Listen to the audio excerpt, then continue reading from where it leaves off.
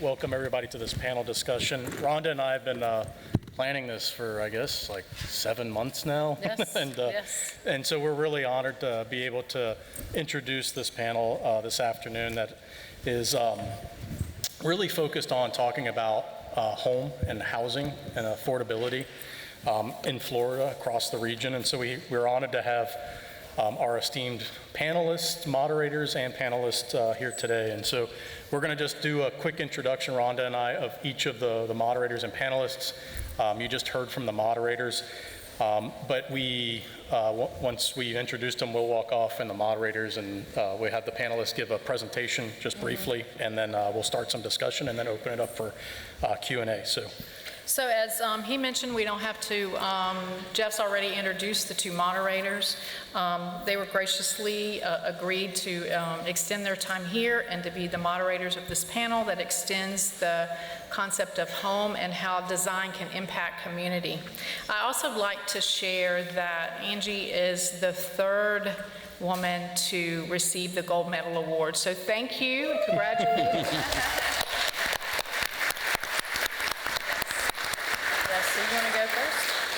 So we're going to go ahead and introduce them in the order that they're going to be presenting in today. So first is Mike O'Hare, and just personally, I've had the distinct pleasure of knowing Mike for nearly 2 years now and working with him on some of the projects that you just saw presented, and so it's a great honor. But Mike O'Hare is the Director of Housing Development at the Housing Authority of the City of Miami Beach. He's tasked with developing low-income housing amongst the homes of the rich and famous in Miami Beach. He has become known as the boutique affordable housing developer. Both Ronnie and our firm have been very privileged to work with him, and I think he's going to be showing some of both of our firms' work today.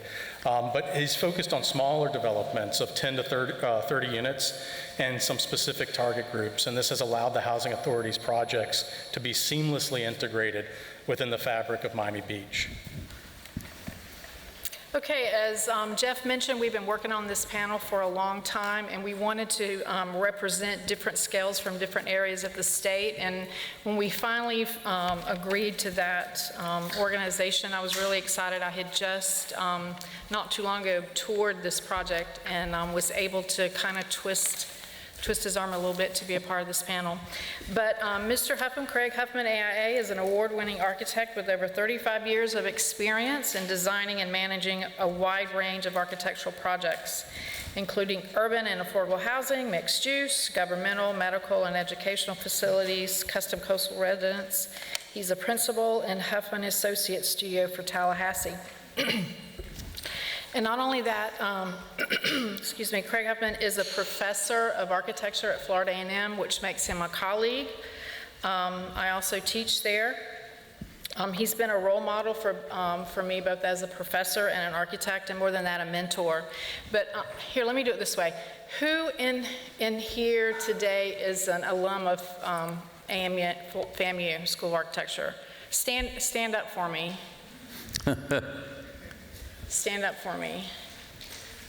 Okay, so I'm also an alum. Wait, I want you to raise your hand if you had Professor Huffman.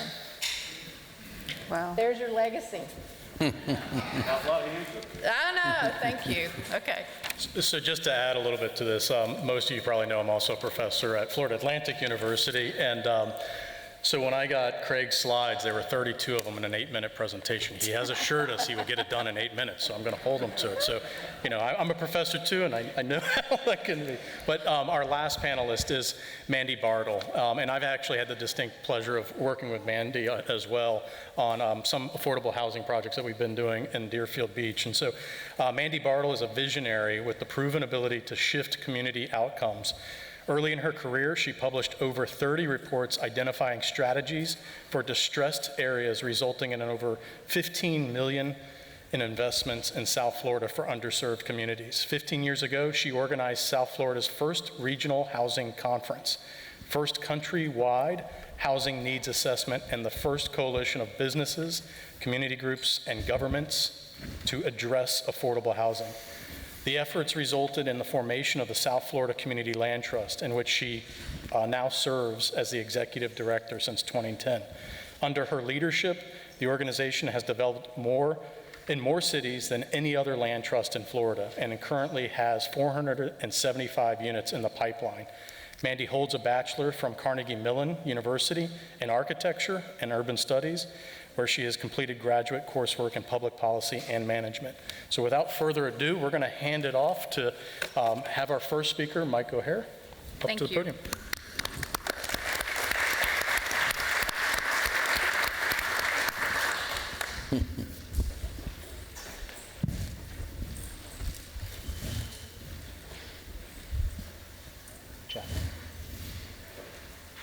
Jeff, let's move the slide.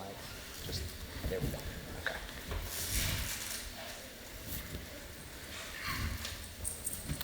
Hi, everybody. My name is Michael O'Hara. I'm the Director of Housing Development for the Housing Authority, City of Miami Beach, and I'm absolutely thrilled to be here with you today. First time I was ever asked to speak at an event, so thank you to the AIA. So what is affordable housing? It's housing that's considered affordable if a family spends no more than 30% of their income on housing. So what exactly does that mean? That means that they're going to have a rent that's between $400 and $1,200, and they're going to have an annual income between $20,000 and $40,000. So how exactly do you make a project that fits that type? Well, as the slide shows, you need a lot of money.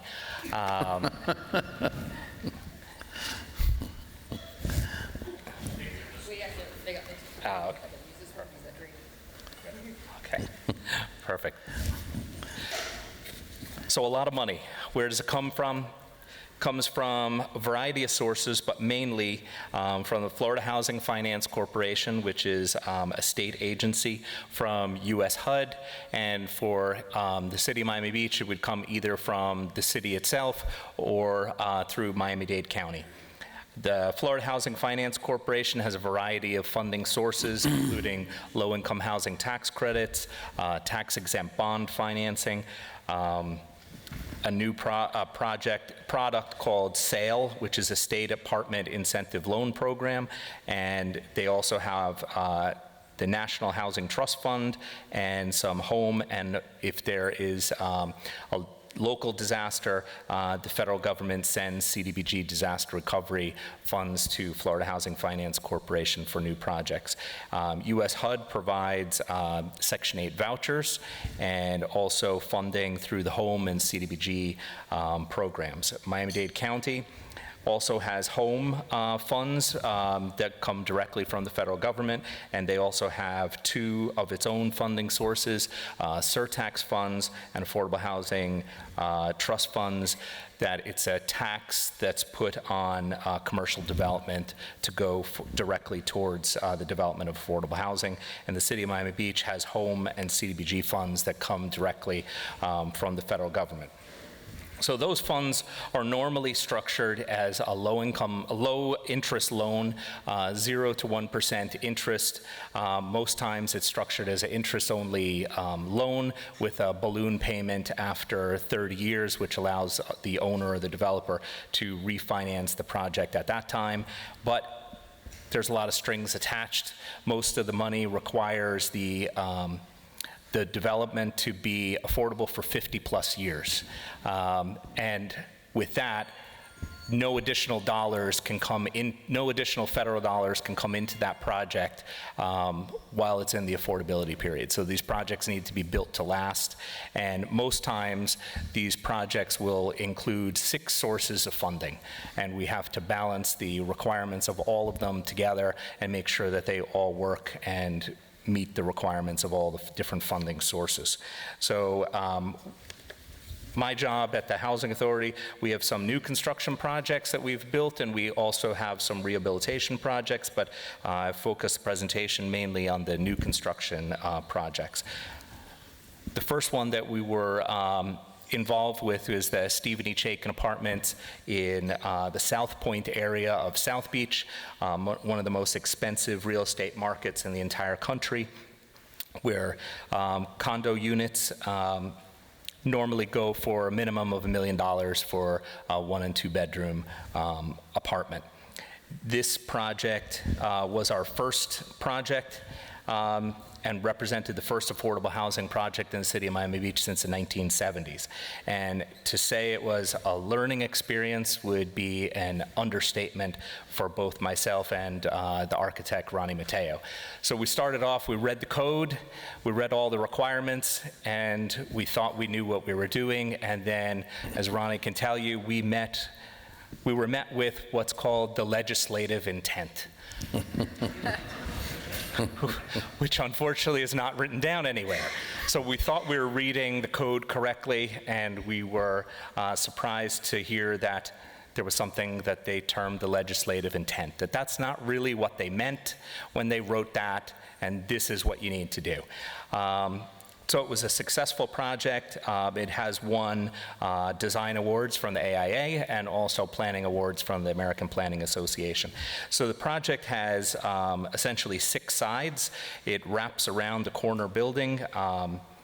The main section is on a double lot, a total of 14,000 square feet. And then the Housing Authority bought many, many years ago a small 4,000 square foot sliver that essentially was unbuildable because the minimum land size was 7,000 square feet. So we asked Ronnie, see if you can connect all of these lots together, and it resulted in a significant project for the neighborhood, 6 sides and the front. What we tried to do was mimic the front porch that was normally seen in the historic hotels in South Beach and Ocean Drive, and that was our modern interpretation of a front porch. So this was 31 bedroom apartments for frail elderly. Was built in 2012, and again, the architect was Mateo Architecture. And our next project was the Leonard Turkel Residences, and that was completed in 2017, and that was 21 one-bedroom apartments for seniors. The site had a lot of trees on it that the neighbors didn't want us to cut down because they like to go and take the mangoes for themselves. So they liked having their own fruit stock down the street. So we managed to cut those down, but there was a very large tree that took up pretty much all of one lot, and it was a canopelli tree from Hawaii that somehow landed in South Beach. So it was about 3 or 4 stories tall, so we decided we'd keep that tree and shift the building over to the side, and this is what we landed with, 21 units for seniors, all 1 bedrooms, and the firm was Sklarchitecture.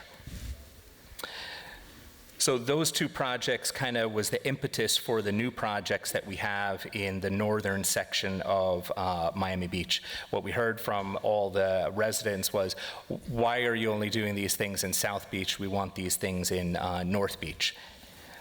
So one of our newest projects is called 1144, and comes from the address 1144 Marseille Drive. And somehow, when the city found out that we owned these sites in the northern section of Miami Beach, up popped a new local historic district and a conservation overlay district and every kind of legislative intent you can imagine to kind of stop us.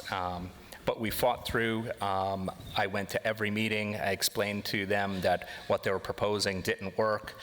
They wanted lot aggregation, which meant that no more than 2 lots could be aggregated together. But we had sites that were 3 lots, 4 lots, 5 lots. So what they were trying to do was just lead us into building the smallest building possible that they knew we wouldn't be able to get funded. But we fought on. This is the first project of its kind in the city of Miami Beach. It's affordable workforce. As you might know, poor people, they work too. And that's what we needed to do. We needed to address what was happening in the local market where people were getting priced out of Miami Beach. And this is a LEED Gold building, again, designed by Mateo Architecture. We're in permitting right now, and we hope to be in construction in January of next year. And our next project that you heard about from Larry and Angie is called the Heron, right next door to the 1144 project. But Ronnie's project was on a vacant lot, but this project was on a lot that had, you know, an ugly MIMO, post-war modern, one-story, four-unit building that everybody hated before the local historic district came about, and now everybody decided they loved this building. So we needed to come up with a design that was going to turn the tide and make sure that from the Historic Preservation Board standpoint that we were going to be losing what they felt was a significant building, but that they were gaining something that was much more significant and that had a major public benefit. This project is permanent supportive housing. It's not an ALF, it's an apartment building that has some service coordination, and because all the people will be elderly people with special needs, most likely physical needs, so all of the units are ADA. And that led us to two projects that we really are calling one project. It's called Vista Breeze, and they encompass two of the most premier sites in Miami Beach. The Vista is adjacent to the hole number 8 on the Normandy Shores golf course, and has a great view of the golf course. As you can see below, unfortunately the sand trap is not that big, but it is there. So years ago, the golf course is surrounded by multifamily homes and surrounded by single-family homes. The rich people, they lived in the single-family homes, and the poor people, they lived in the multifamily homes. So the single-family homeowners decided they didn't want the poor people coming across the golf course to come into their rich neighborhood, so they fenced the golf course, entirely fenced it to keep people out. So that was something we needed to really deal with. And we started out with this project as a family project. Family projects have a lot of cars. This street dead ends a couple of lots from this location. So what we heard from the neighbors was they didn't want a car-intensive project. So we had to shift on the fly, and we decided to have this project be for elderly, but we did maximize the number of parking spaces on the site at the request and at the warning of the residents that we needed to provide parking.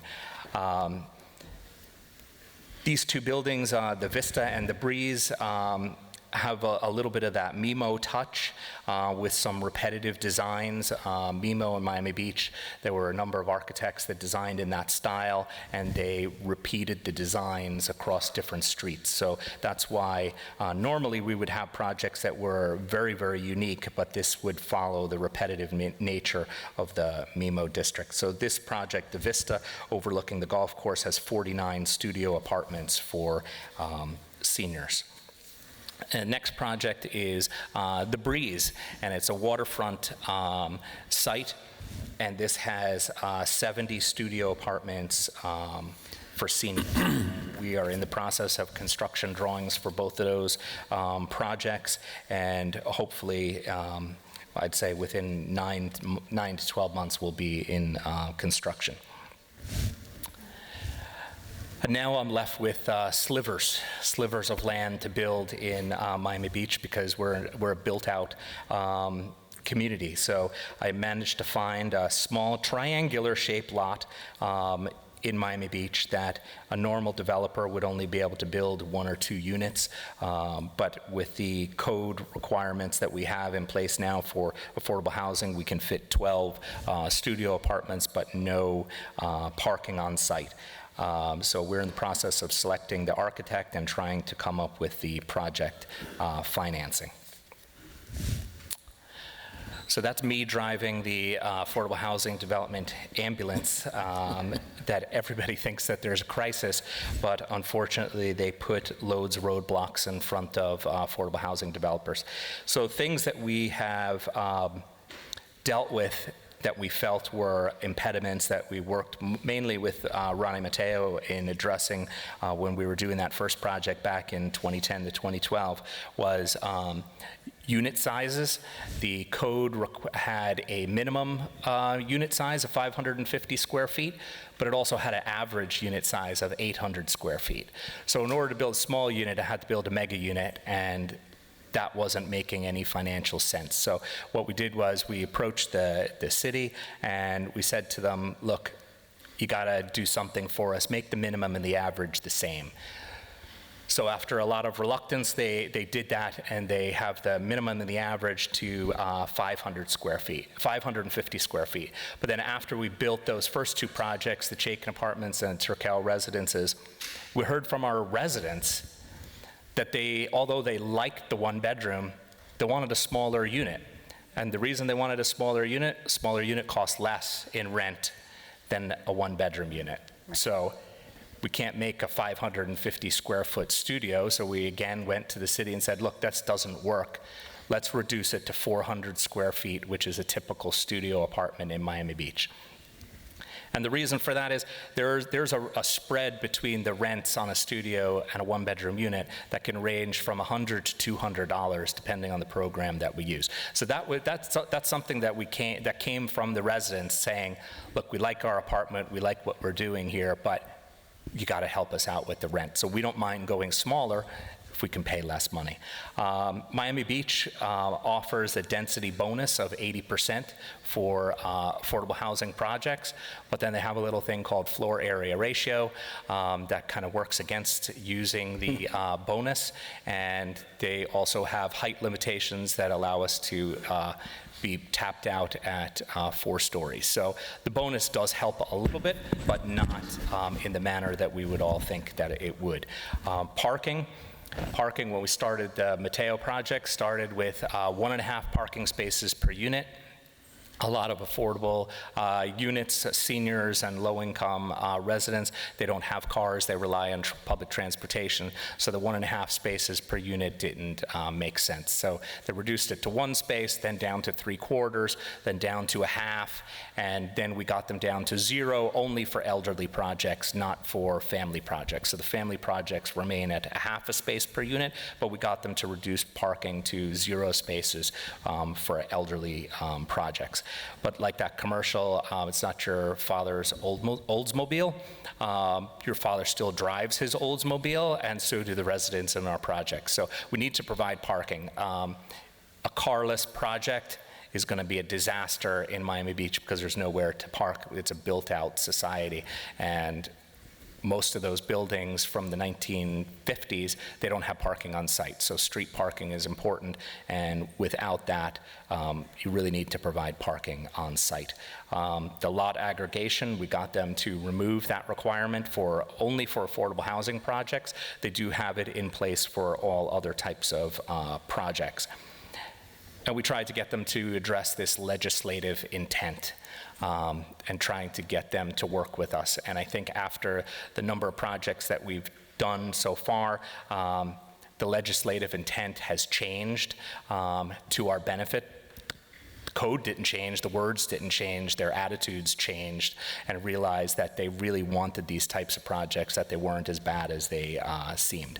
And another thing that it's not really an impediment, it comes from the funding sources and the timing of the funding, is we need to develop or design projects at the very beginning stages to be able to pivot depending on what the funding source is. So we need to design a project that may fit families in the month of March, but if we're not successful in the month of March for funding and a new cycle comes up in June that's for elderly, we need to be able to pivot that building from families to elderly right away. And then the thing I think that I'm most known for in Miami Beach is know your NIMBYs. I probably should work for Facebook because I monitor every resident group's conversations. Every time they talk about a project, even if it has nothing to do with affordable housing, I keep track of what they don't want. But most of all, I keep track of what they do want. One thing I keep seeing is, why can't we get great design in Miami Beach? We don't want design that's happening in Miami. We don't want this cookie cutter design that's happening in the Brickell area. We want something unique to Miami Beach. So that's why the projects that we have look the way they do, because the residents want that.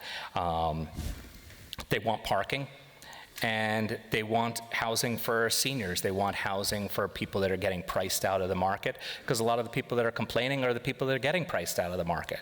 And they go to restaurants and they go to hotels and go to Publix to go shopping, and you're there yourself. The line is longer than it was years ago, and it's longer because the people that are working there can't afford to live near that place anymore. So that's something that needs to be addressed.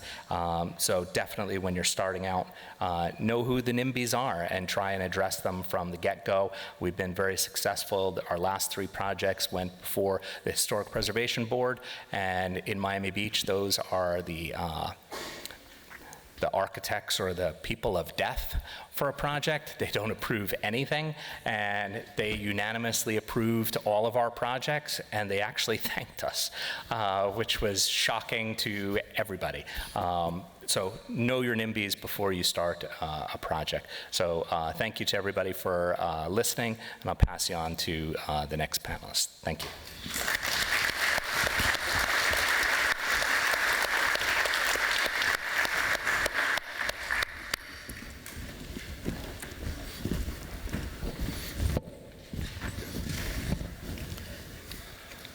Good afternoon. Rhonda, where are you at? Hey, thanks so much for the invitation. Forward to our ongoing collaboration soon. So when Rhonda asked me to join the panel and talk about housing in community, I thought I would share 3 projects we've been involved in and see if they contributed in some way to that dialogue. I also want to recognize Linda, who's going to wave her hand higher than that.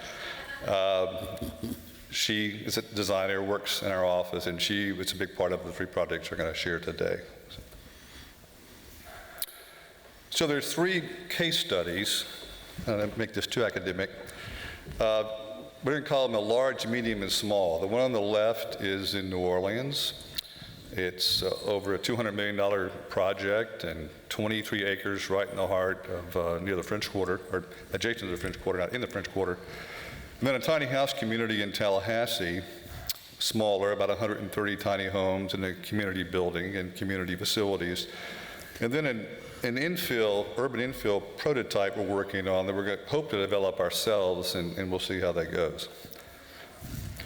So one thing that I always do with my students, just to get them, and many of you may do this, thinking kind of laterally, not zooming in on one thing, but thinking of the many things, is just to have a discussion where we throw out any word that might relate to a design project, a location, a challenge, and you start to get, the words start to build. And so I started looking at this dialogue of housing and community and what words relate to that. You can see there's 40 right there, variables. Could have been 60, could have been 100, as mentioned in an earlier presentation. It's a very simple building type, but it's complex. That's one theme I think you'll keep seeing. So then I said, if I can limit it to 10, what might they be? Authenticity had to be part of that. People know when things are superficial and fake. Has to be a return on investment if it's a private project or even to a certain degree nonprofit. It has to be a certain relationship, a public-private gradation, and a relationship between the idea of housing and community. And of course, design cuts through all of these. So I thought it might be good to reframe the question instead of saying, or the statement, how design impacts community. Impact sounded a little bit, harsh, I thought. Maybe it should support, enable, and initiate community where it can. So if you think about it, one could argue that housing is the essential ingredient component of architecture, and community is a central component of urban design and planning.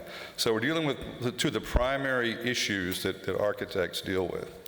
The first project, as I mentioned, it's in New Orleans. It was a HUD grant generated during the Obama administration, Project went about 2010, it's completed in 2017, and it was the project team won a $30 million grant. Again, it was over a $200 million project to do this project. So the site there in the kind of the purple, there's the Mississippi River, the canted, grid of the French Quarter, Treme Historic Districts to the right, kind of up, and then there's a huge new medical center completed in New Orleans. Then the sports center and the rest of downtown's kind of where to the left and down. So the site was strategic, and it was 23 acres over 10 blocks, and it was a public housing project done in the early 50s. And the residents call it the bricks because the buildings are mostly 2- and 3-story brick barrack-like buildings. They actually had a little bit of character, but they still have the super block separated from the city aspect of public housing at that time. So the key move, and I really have to credit my partner in New Orleans, Andrew Baquet, who's also a teacher, teaches at LSU. He said, hey, let's just reconnect it with the city. Let's take the vital street grid of New Orleans and bring it through this super block, reconnect it, and establish a network of blocks. And that's exactly what we did. That's just some of the statistics on the project. And I mentioned that it was quite a large project and it had a range of different housing types. So the image on the left is the super block with all the old brick buildings. And we felt it was important not to just demolish all of them, but to save some where they cross at the center of the site and kind of treat that as an historic district, if you will, pay homage to the history of that place, bring it up to code and improve it in terms of housing, then develop the surrounding blocks as larger mixed use with parking, in the center, parking podiums in some of them, and then wrapped by liner buildings on the street, and increase the housing type and density, and also became mixed income. All the residents who wanted to still live there, of course they could, subsidized housing. There's a lot of markets where, workforce working in the area, especially in the French Quarter, the service industry, and then there was this medical complex and other jobs where people who could afford market rate housing could live there as well.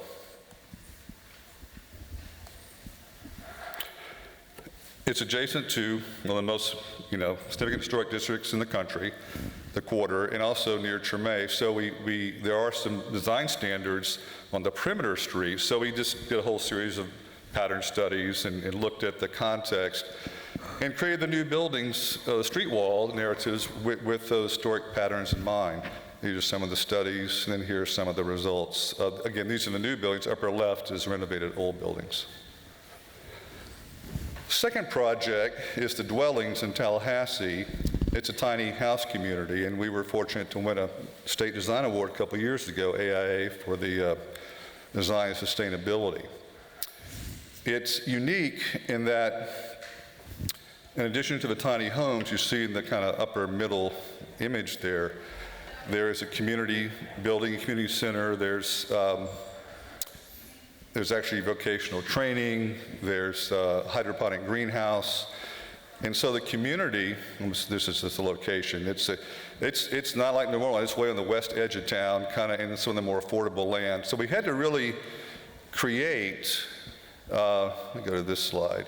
We had to establish, or we'll say to initiate, some type of community there. There were certain stands of trees, certain longleaf pines, certain native oak trees. We preserved and we created these community greens and pocket parks around those, and then had all the tiny house units kind of front those community spaces. So in addition to the community network, as I mentioned, there was greenhouse, there was a woodworking shop, there were means by which revenue could be sustainable in addition to just the energy side of things. So in the greenhouse and organic gardens, they actually have contracts with local eateries and restaurants providing some of that food. I just want to point out, we're proud of this. We did a lot of research. The windmill there actually you can't use potable water because of the chemicals in it for the hydroponics, so you have to pump it, and the windmill actually does pump that water up. So it has a backup electrical system though. and just some of the imagery of that. Just for reference, the tiny homes are essentially 190 square feet, small, 280, what we call the medium, and there's a loft unit, which is 410 square feet. And we had to do, speaking of some of the roadblocks the previous speaker mentioned, we did a lot of work with the councils in the county. We're outside city limits, but we showed them Appendix Q of the International Code, and the county had not adopted that yet for tiny homes, and we got the county to adopt it to do this project. So the last project is one that we're trying to develop ourselves, and it's an infill project that's much smaller, 7,000 square feet, hopefully less than $2 million. And it's just south of what will be Florida State's new business school, and then just west of the government complex in Tallahassee, near downtown, a very walkable district. So it's already got that asset. We're not having to initiate any type of community like the previous tiny house project. So it's more a miniature version of New Orleans. So when we began, we kind of did pretty conventional. It's 50 units per acre, so we could do up to 11 units in 2-bedroom apartments, and that seems to be the market. But then really because of doing the pro forma and looking at what it's going to generate, looking at the cost, it wasn't going to work with the conventional approach. So we developed something we're calling macro-micro apartments.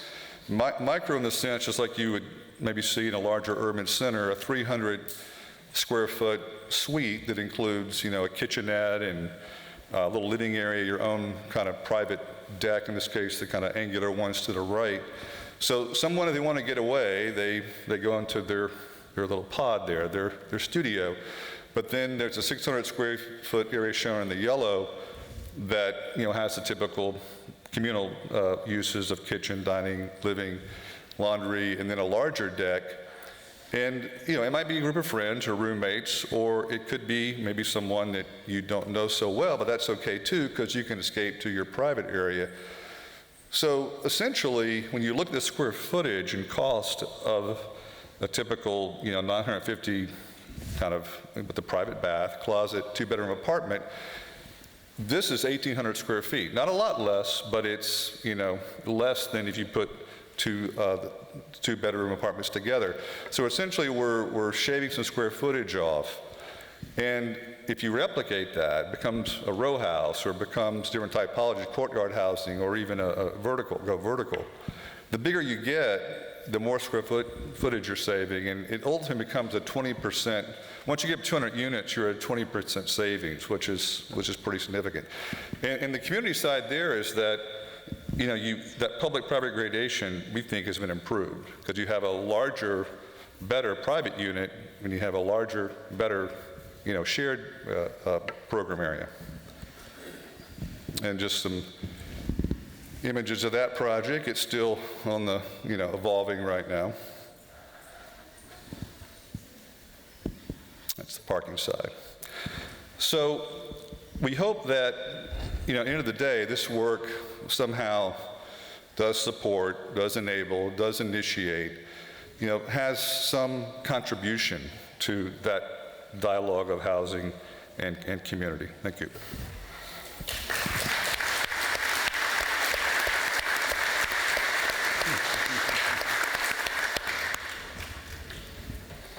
Thank you. Make sure I can get this. So I'm really excited to be here today for a number of reasons. So I grew up in South Florida, but this was the first time I could afford to come to the Breakers. So thank you to whoever negotiated the rate at the AIA Florida. This is great. But secondly, you may have heard in my intro, I have a background in studied architecture, but I'm clearly not an architect, but this feels like a homecoming for me, and I feel like I'm amongst my peers, so I'm really excited about that. And then finally, the panel I'm on, I get to be on a panel with not only these great panelists, but also the gold medalists. And so with their shine so bright, I almost feel like a star just standing next to them. So I feel really, really honored to be here today. So South Florida Community Land Trust is a nonprofit affordable housing developer We started 16 years ago with a core belief that everything important starts at home, right? Our memories are made there, our families are made at home, but it's also what gives us access to opportunities, access to jobs, right? Access to public transit, and the public transit that gets us to those jobs. Access to good schools, which often gets us, once again, those good jobs. Even our healthcare, all of these things are oftentimes determined by where we live. The other kind of important lesson that we really believe is essential is it's the people that make the place. I know a lot of folks in the room are designers. It's not the buildings. Cities and communities and their character and charm are really made by the people that live there. And if we truly believe that and believe that as an essential truth, then we know we have to start designing housing for people that are living and working in our communities and make sure that they can afford to stay in them. And so, if we want to lift people up, if we want to build for community, well, then we have to start building with the community and designing with them. We have to engage them in the process. We have to talk to the neighborhood. We have to find out what their needs are. We have to hear their voice and make sure that they have an ownership stake. And so this was actually our first new construction project, completed just a few years ago. And we designed this not only with the architects, one of them who's here today, Jeff Huber, but we designed it with the neighborhood. We did a number of community charrettes.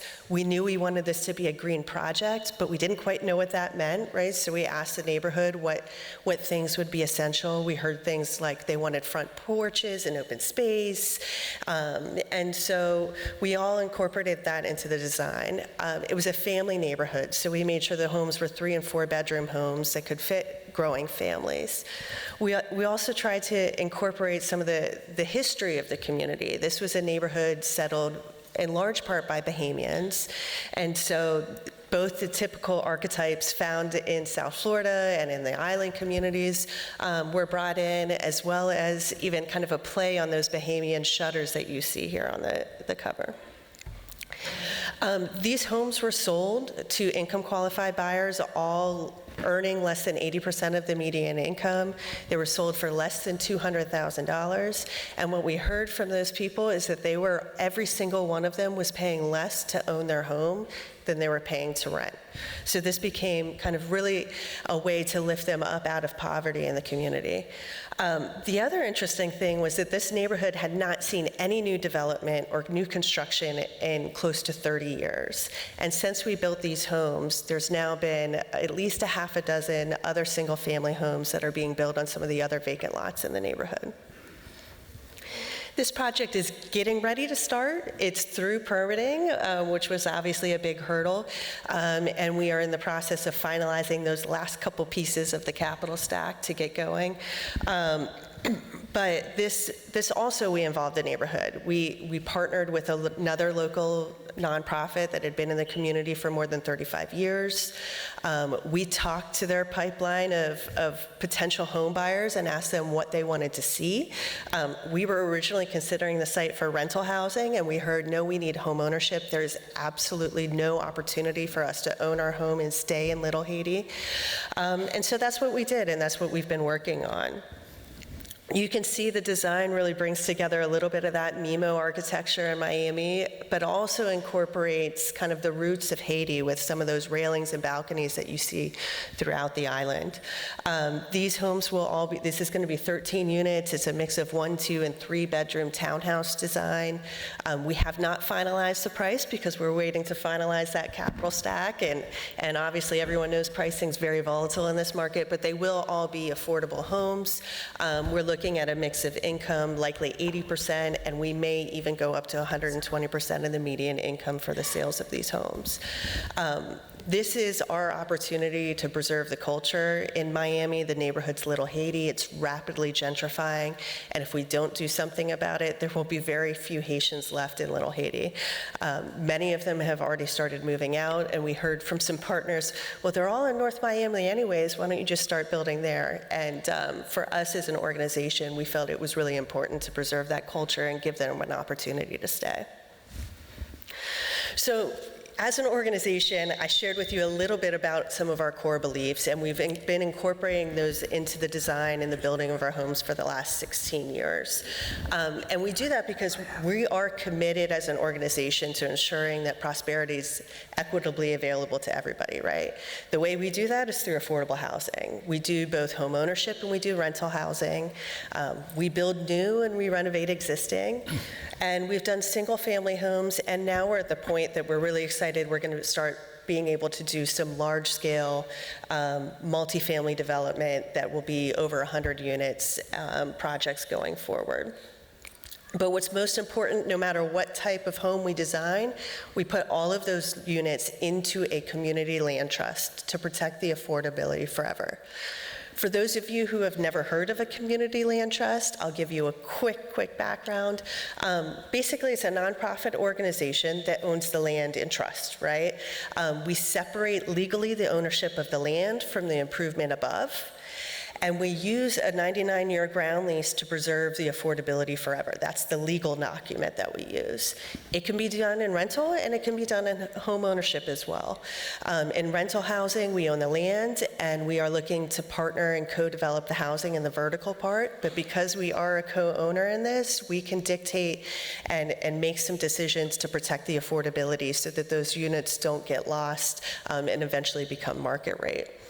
In home ownership, same thing. We own the land, and in this instance, we partner with the home buyers, and they own the improvement above. It's home ownership in almost every facet, other than the fact that they have a 99-year ground lease, but it is their right to use and enjoy the property. Just because we own the land does not mean we're going to throw a party in their backyard. It's their right to exclusively use and enjoy, but it is also their responsibility to mow that lawn, even though we might own the property.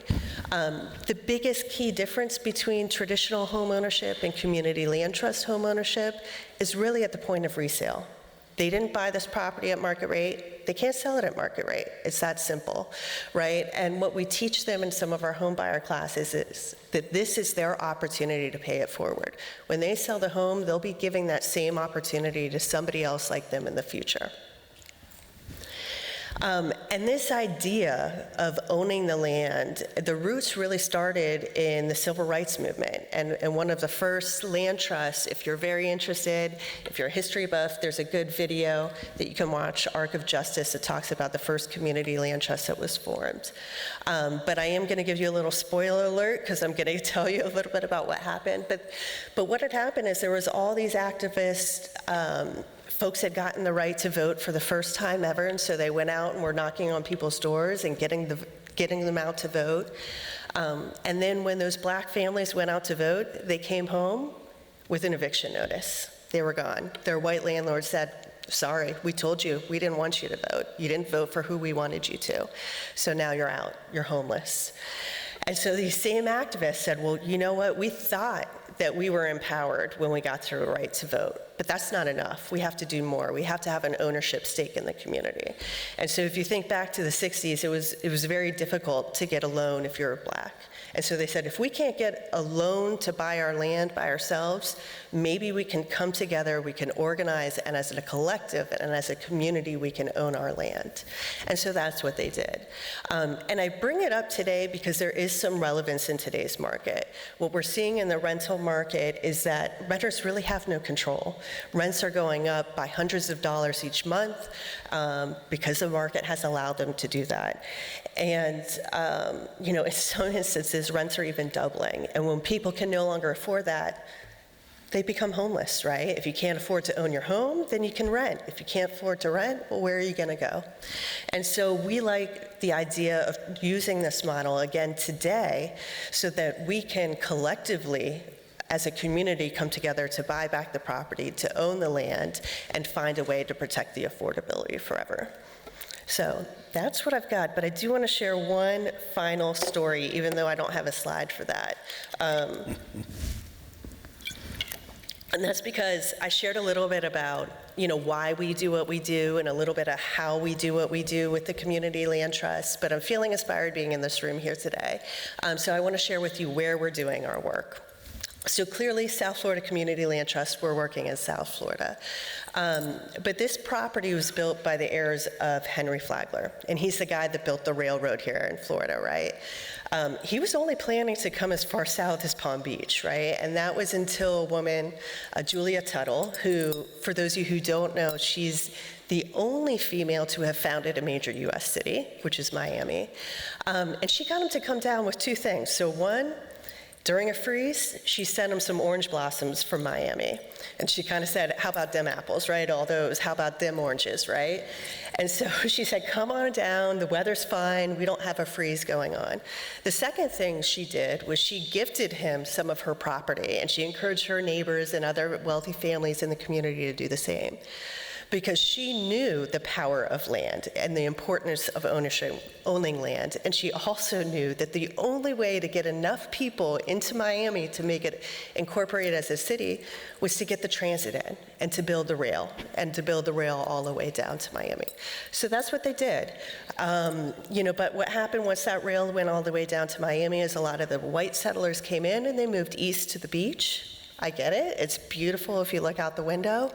But a lot of the black families, whether they're African American or Bahamian roots that actually worked on the railroad, well, they settled just west of the tracks.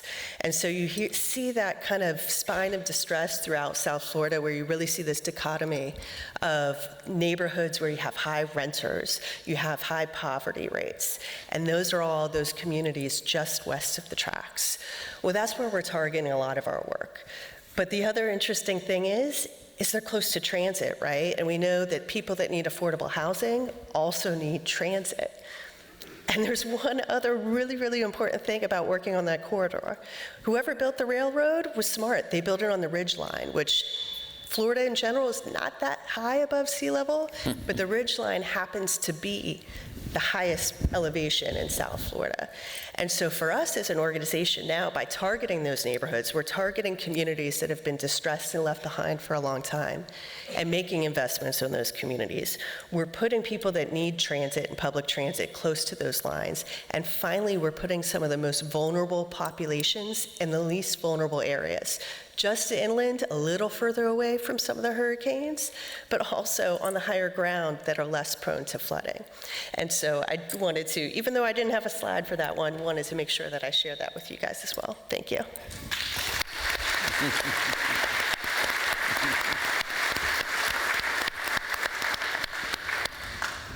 Well, that was great. I have learned a lot from listening to the three of you. So thank you to our panelists. 2/3 of most cities' land area generally consists of housing. And we know that vital cities are made of neighborhoods that sponsor diversity of all housing types. They're dense, they're mixed-use configurations and compact organizations, but we know that a lot of our neighborhoods aren't really like that yet. We also know that a city's success is tied to being able to provide a home for everyone. And we're seeing a lot more homeless, so that means no homeless people. So how do we get there? And we're going to talk about it, and I have some questions for our panelists, and then we're going to have questions from the audience after that. And I am going to ask Mike my first question and start with the train metaphor, because you talked about the city of Miami Beach, who needs to actually build the train tracks before they put the train in motion, right? This idea of getting the policy in place before you actually get the affordable housing. And in the state of California, it's the state that actually dictates for affordable housing, the size of units, the density bonus, and everything else. And I think that obviates a lot of having different cities do different things on the policy side. But could you talk about design as a driver, because this is an audience of architects, how you obtain community buy-in? You talked a little bit about that, but what are the opportunities and challenges you see in the future for affordable housing? And I sort of feel like Mandy and Mike should work together. There should be a land trust in the city of Miami Beach, so maybe you can talk about that. Well, Miami Beach is a world-class city that's built out. There's, like I showed you, that one little sliver of land. That's essentially what's left, and that's a little over 5,000 square feet. And you wouldn't, most houses, single-family homes have bigger lots than that. So it's really coming down to, in Miami Beach at least, is we're going to have to buy homes that are in a multifamily area and tear them down, or buy smaller multifamily buildings and tear them down. But you're tearing down parts of that neighborhood. You're tearing down part of that community where people live. So design is definitely going to play a huge influence on the approval process. Because what you're tearing down is going to be historic in some nature, at least in Miami Beach, and whatever you put in its place has to be better, and it has to be there forever, for 50 years plus, because not another dollar can come into that project. So design is going to be the driver for us, and it's going to be the only way that people are going to let us into their community, because they're going to stand up and they're going to block that project unless the design is top-notch. There are also underutilized parcels, like we were talking about gas stations. There was an architect in Los Angeles who went around and knew what an ordinance said about the conversion of commercial buildings, and went around and did a report for developers that said, here are the opportunities for you. And then that architect then got the work, basically, because he went around and found where all these opportunity sites were. Right. Well, yeah, I mean, that's great. It's just not the story in Miami Beach. The market is priced beyond what's attainable for well-off people. A small 6,000 square foot lot with a 4-unit building on it is going for $1.5 million to $2 million. So to be able to buy that property, to tear it down, to build 10 units, there has to be a massive amount of subsidy available in order to make that project work. Yeah. Okay, so I'm going to go to Mandy, Queen of the Land Trust, and I have to say I'm your fan club, because you have an undergraduate architecture degree, but then you went the public policy degree route. So, I'm a frustrated planner, didn't go to public policy school. So I think land trusts are a powerful tool to prevent this appreciation of land costs, which would allow us to maintain affordability over time. And you said your land, you have covenants that are 99 years. Coincidentally, I talked to Mandy a while ago, and when she talked to me about land trusts, I was then appointed to the City of West Hollywood's Affordable Housing Committee and told them about land trusts. And you can make a land trust as small as a small single-family parcel, 50 by 150 if you want. And so the City of West Hollywood is actually now creating land trusts because of the story that Mandy told me here in order to maintain affordability there. I have also heard of something called land banks, and I don't really understand what those are. And so I think you actually shift community outcomes with your work. So can you talk about ways that architects can contribute to maybe helping you do what you need to do? And I'm kind of thinking about adaptive reuse and distressed properties. And then also there's this, you've already talked about it with the trains, but there's a nexus between, affordable housing and connecting it to transit. And if the transit isn't there, building it. In Los Angeles, we built the transit, and then we figured out we need housing near transit, but I think it might be different here. So I think we covered a lot of topics there, so I'm going to try and hit on as many as I can. So you are right with land trust. It can be as big as small or small. It could be one property or it could be many. And in fact, I have done such a good job of pitching the idea of the importance of owning your property and never giving it that up, that when I go to partner with other nonprofits that own a property, they don't want to sell it to me. And they don't want to partner or co-own the land. But you are right that is a tool. The second tool that you mentioned is land banks. It is similar, right? It's about making sure that we're using the land effectively. But where they're a little bit different is most land banks are actually public institutions of some sort. And it's a way to take publicly owned property and put it to use for public purposes. As we all know, local government can sometimes take a long time. For example, we've requested publicly owned lots, and we've been waiting 2 years for a contract after the commission approved it. So a land bank in that instance would pull together the resources from a municipality or multiple municipalities. They would clear up the title issues or any problems with those properties, and hopefully create a fair and transparent process to put those out to bid in the community. And another ideal would be is if they made it a mandate to use that public land for public good. University of Miami did a study in Miami-Dade County, and while we are extremely built out, they looked at vacant parcels, big and small, owned by public institutions, which they define not just as cities and counties, but also faith-based institutions, nonprofits, colleges, universities, hospitals. And they found that there was enough land, it was larger than the size of Manhattan. So there are opportunities there, but again, cities are not the most effective of putting their properties out to use. So a land bank would help in that instance. The other thing, as far as what architects could do to help, is you're right, you mentioned one good suggestion, which is adaptive reuse. So a lot of those properties owned by, let's say, hospitals or universities are being underutilized, but it's hard to figure out how, they still need to have the university there, they still need the hospital there, so how do you creatively and adaptively rethink the site planning of that project and show them what could be built there, and then make the connections in the community with other affordable housing developers. In church parking lots as well, Larry showed the slide of Mount Olive. Schools as well. Mount Olive actually housed homeless students who were going to SMC across the street. 20 to 30% of our homeless population are community college students where we are, which is just, embarrassing and shameful. So they created a room where the students could sleep, but because it was right near the child care center that the church operated, they said the students had to leave by 7 a.m. and only come in after 7. There was a limited window of time that they could sleep, and then they had to leave. So, building on top of their parking lot was what we had suggested, but it was us talking to the pastor of the church with our developer client, showing them what it could look like, pricing it for them, and then having their congregation decide if they wanted to do it or not. So I want to go to Craig, who's the only practicing architect on the panel, and talk about the... What about me? You're not on the panel. Larry's actually a moderator. Hasn't said anything. Doing a good job. You're not on the panel.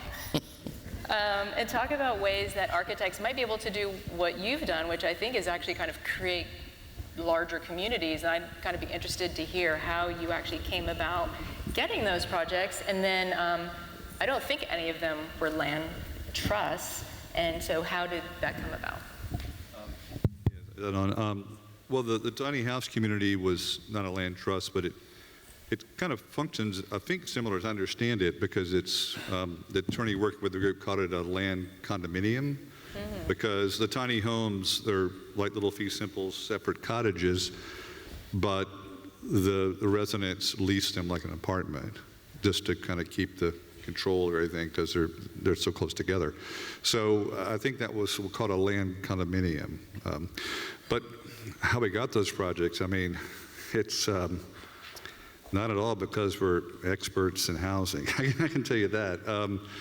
We've learned a lot by doing the projects, but the one in New Orleans, that really was through my partner who he teaches at LSU, he lives in New Orleans, and amazing urban designer. He's an architect, he's also an urban designer, and he thinks urbanistically, and he was brought on to really lead the effort with the citizens, with the existing residents, to say, hey, we're going to totally disrupt your whole world here.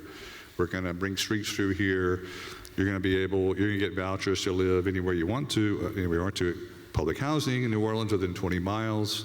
You don't have to go, and you can come back when it's all done. If you can want this brand new unit, you can have it. So the residents there were displaced briefly during construction. But of course, it was increased in size almost threefold, and it became, the mixed use and the mixed demographic, and the third housing, which the HUD grant required. In order to get that project, federal funding in the first place, it had to be the third 33% arrangement. So really, that project, I got through his role, and then we did the architecture, played the lead role there.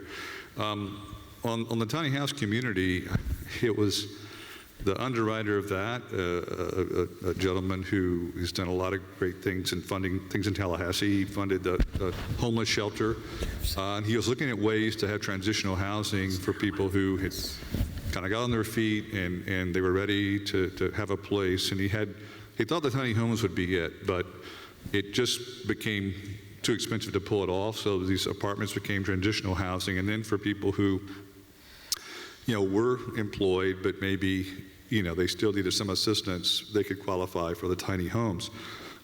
We got that from doing very non-affordable housing for him personally, just his own residence. And he was talking about this project, and he said, do you guys want to pursue this with us? You ever done tiny homes before? I said, no, we've never done anything like that at all. And it was a real learning curve. Again, there's a whole appendix in the Florida Building Code dedicated to it. But it was a great project, and it's been successful as far as we know. And we always have people, this is what the people who run the place tell us, saying, hey, this is great. Is this a resort community? How can we live here? Can we lease this place here, just for the weekend? Because it was designed not, like all the themes we've seen here, to be less than something that you see in a market rate environment. So it even comes off as a desirable, almost, vacation house environment. But we got the products just really from people that we know, relationships, not at all our supposed expertise.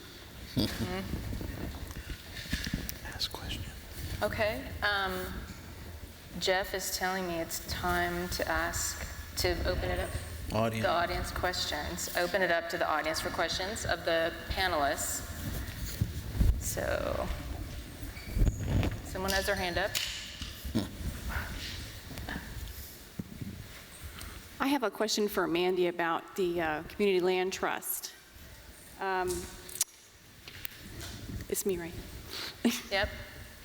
About the Community Land Trust. I've always wondered about them. So for Community Land Trust, they have the lease option for 99 years. So who actually owns that?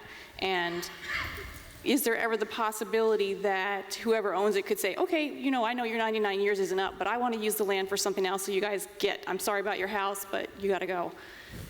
Yeah, so the Community Land Trust owns the land, right? And then we give the 99-year lease rights to the home buyer.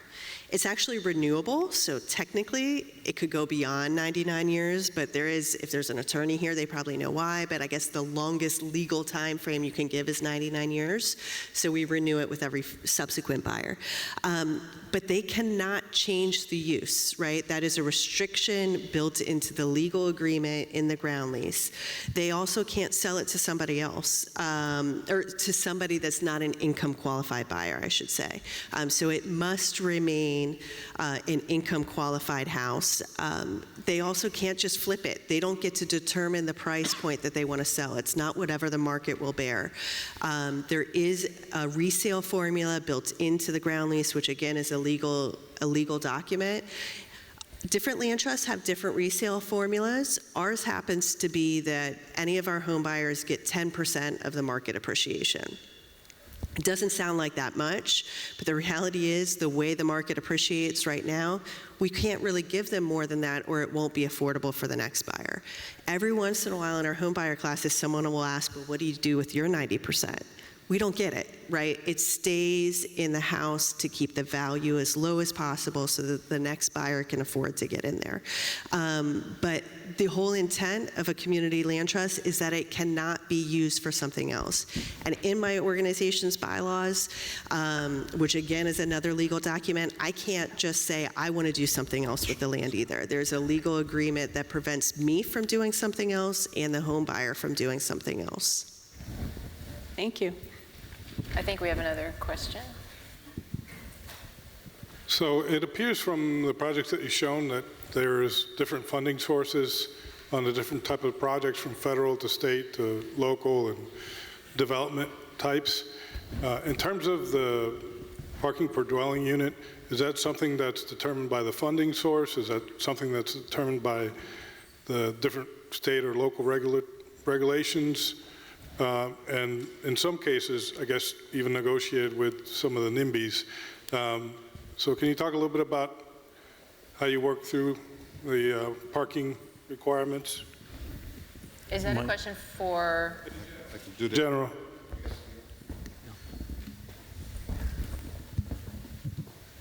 Yeah, parking isn't really a requirement of the funding source. That would be left to the local government. The funding source, they're not really concerned about it. If you do family housing, there are some requirements that if you build 2 and 3 bedroom units, that they want significant parking, at least 1 space per unit if you're going to build much larger scale units. But that's really a discussion with your local jurisdiction, the planning department, and kind of showing them examples of other successful projects that have limited parking and how those projects work. Yep, most projects have more than a single source financing. I mean, they're generally tax credit allocations, and so they never cover the full amount. So the nonprofits spend a lot of time trying to get their funding for the projects, and I mean, usually there's 6, 7, 8 funding sources to build the project. And from a design point of view, it's very frustrating because they all have different requirements of the architect to design, their standards for size of closet, closet length, size of bedroom. It's a nightmare of a matrix.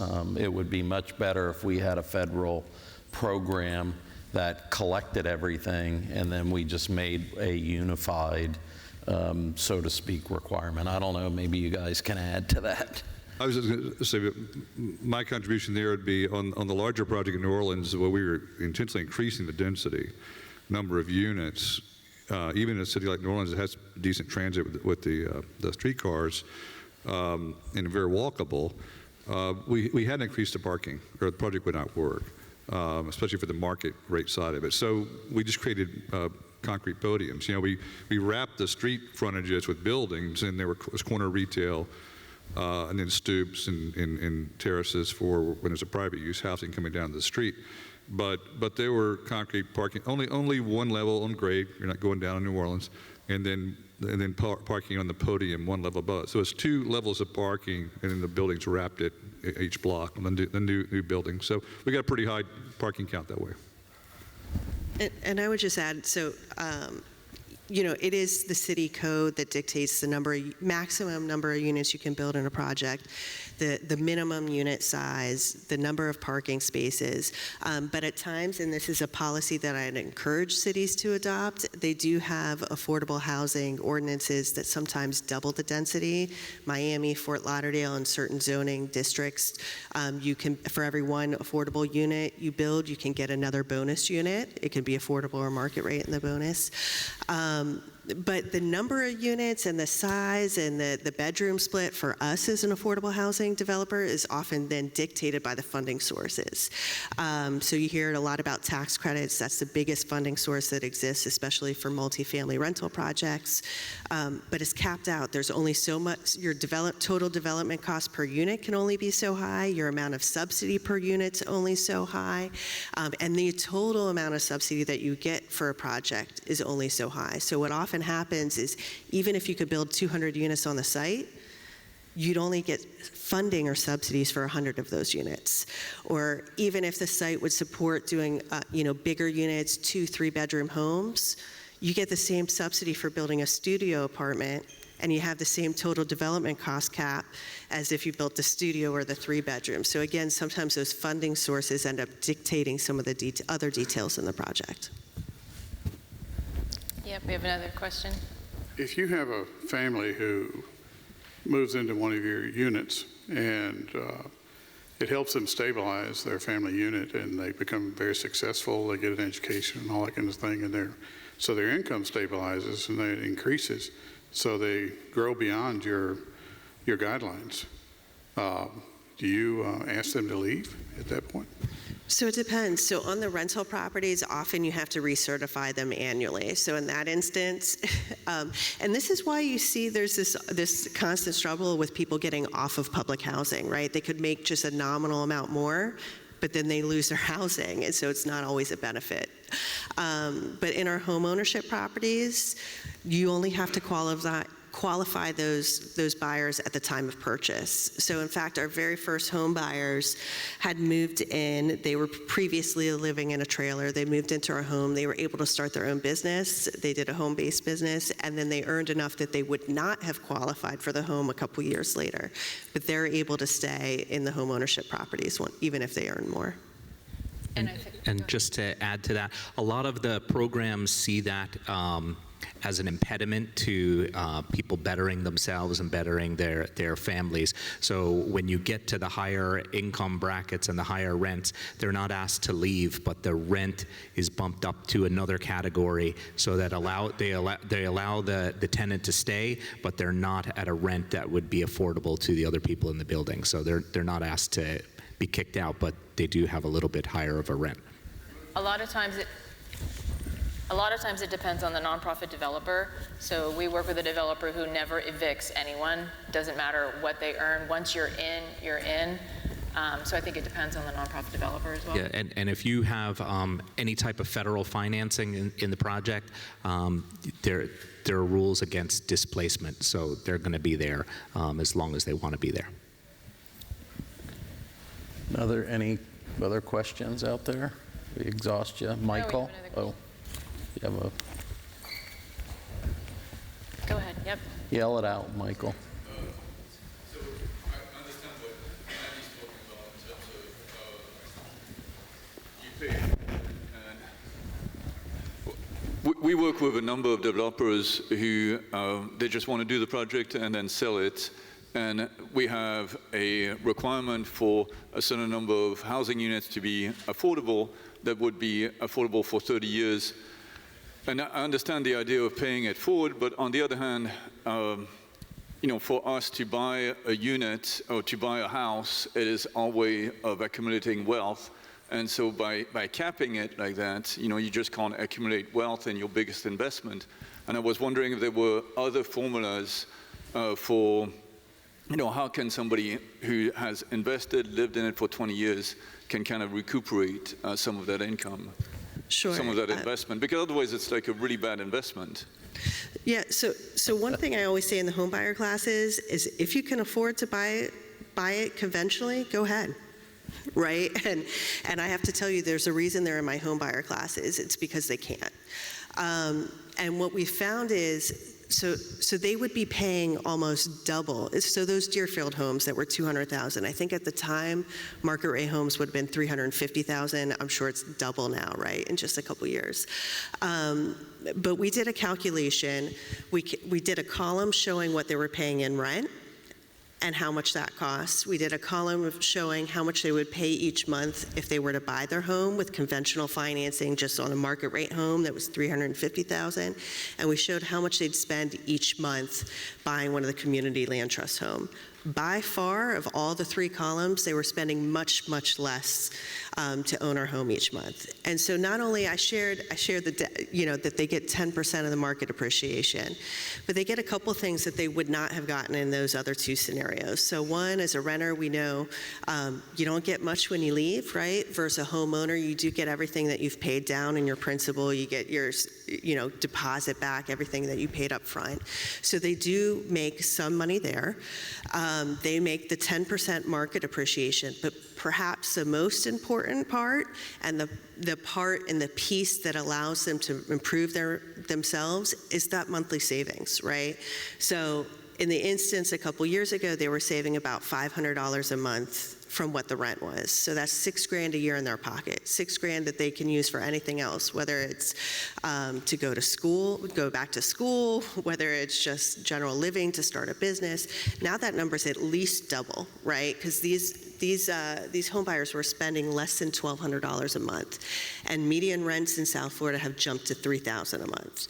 So you're talking about thousands of dollars that they're saving each month that they would not have saved if they were a renter, and they would not have saved had they bought the home on the conventional market. So while yes, they're not going to be able to make hundreds of thousands of dollars when they sell their home, they're accumulating that wealth over time. And for me, I can't tap into that equity in my home unless I sell it, right? They can tap into it anytime that they actually need it by having those cash savings in their pocket.